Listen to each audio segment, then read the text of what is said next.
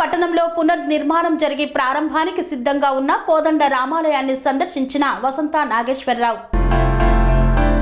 సూర్యాపేట జిల్లా కోదాడ పట్టణంలో పునర్నిర్మాణం జరిగి ప్రారంభానికి సిద్ధమైన కోదండ రామాలయాన్ని సందర్శించారు నీటిపారుదల పౌర సరఫరాల శాఖ మంత్రి ఉత్తమ్ కుమార్ రెడ్డి, ఉమ్మడి ఆంధ్రప్రదేశ్ మాజీ హోంశాఖ మంత్రి వసంత నాగేశ్వరరావు.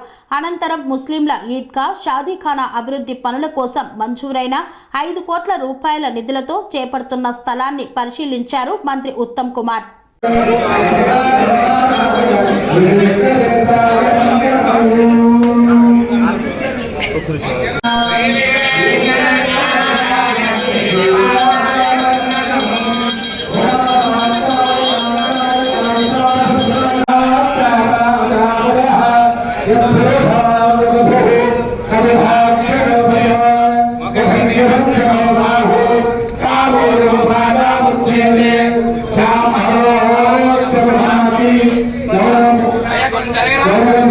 శ్రీ అవధూతాశ్రమము బోధానంద సత్యారామూర్తి ఆర్యుల గోసేవాశ్రమము మరియు వృద్ధాశ్రమము పడాల.